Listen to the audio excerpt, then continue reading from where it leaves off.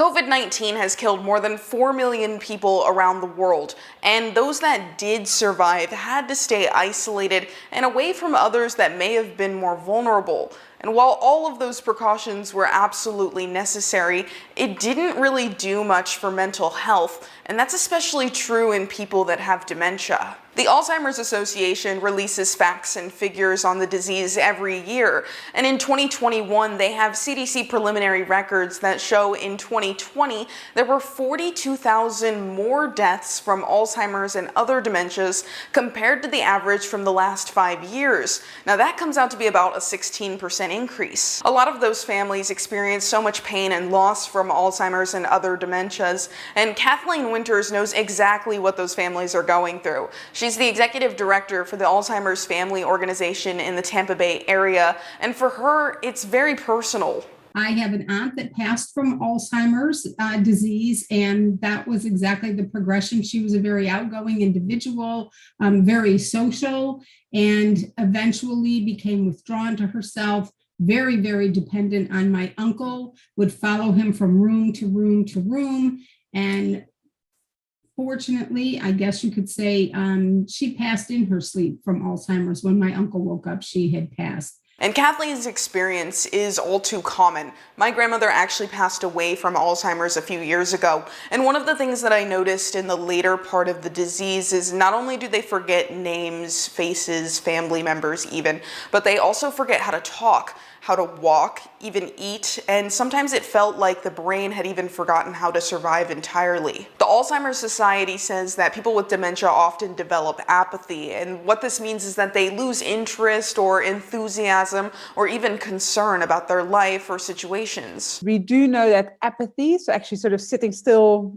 almost most of the day, is disastrous for their quality of life and for their well-being. So it's both physically, like they get very stiff, but also cognitively. So even their brain deteriorates even faster when you sit still and do absolutely nothing. So that was sort of the challenge to really come up with something that would stimulate this group to become more active. That was Hester Lariche, and she has a PhD in industrial design engineering from the Delft University of Technology. And what she's dedicated all her research to is to making these products that are specially designed for people with cognitive challenges, but these products can also help caregivers or even family members. She wanted to make a product that would help improve brain stimulation, social interaction, and even cognition. But that isn't as simple as it sounds when it comes to people with dementia. It's impossible to design for people with dementia in general, because the difference between someone's brain, between the first stage and the very last is huge. Like it's completely different. The progression of Alzheimer's is broken down into stages known as the Global Deterioration Scale. It actually measures cognitive function in people with Alzheimer's and other dementias on a scale of 1 to 7, with 7 being the most severe. Creators of the scale say that around stage 5 is when people can no longer survive without assistance. This is the group that Lariche is focusing on. Why I chose this group was actually, for me, 2 reasons. So one of the reasons is that this is also the least active group. So the problem is the biggest.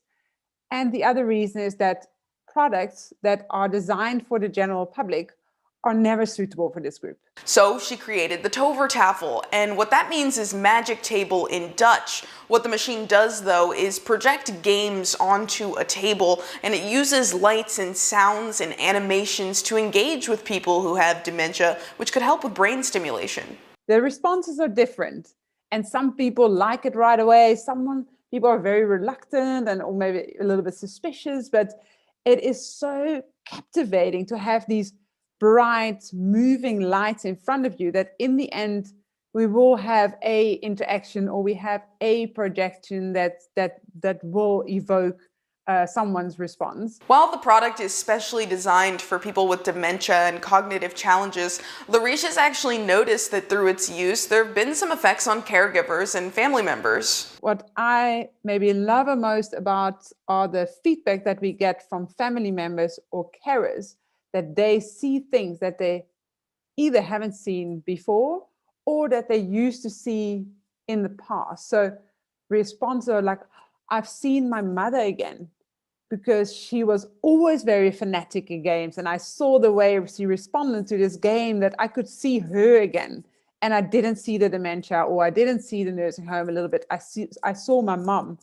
And that same type of response is something that Kathleen has also seen in her own experiences with dementia. I have a cousin in the same family subset who has an individual who has frontal temporal lobe and Parkinson's. And we were together actually this past weekend. And my husband was able to stimulate that part of his brain that gave him some very fond memories and got some smiles out of him, which his wife said has not happened in a very long time. In her research, Lariche has found that people with dementia are often more alert or social after this interaction, but it only lasts for a few hours, maybe even a few days. It's not permanent, which makes this disease so tough for the people going through it.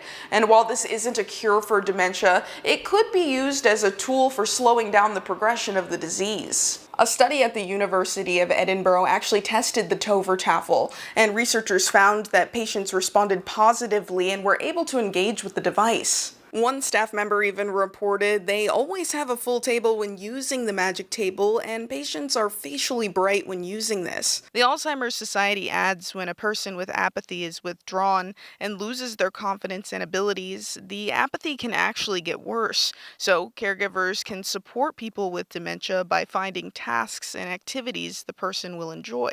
Apathy is fast-tracking the disease and fast-tracking the deterioration. So what we have proven in our studies is that we reduce apathy.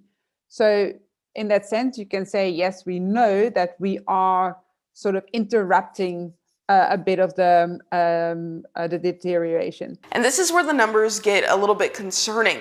In this year alone, the Alzheimer's Association says that Alzheimer's and other dementias will cost the US $355 billion. And it doesn't get any better because in 2050, that cost is estimated to be about $1.1 trillion. If you have a couple who's in their 50s or 60s and they've not retired yet, and now one of them cannot work, and they need round-the-clock supervision, even though it might still be in the early stages, that spouse is going to have to leave their job to stay at home or pay someone to come into the home. It is a 24-hour-a-day job, 7 days a week, 365 days a year. It definitely is going to be a tsunami to the healthcare industry. For Lariche and her company Tover, she hopes that this tool will be used for further research into dementias, but she also wants this product to make life more enjoyable and meaningful for people living with Alzheimer's and other dementias.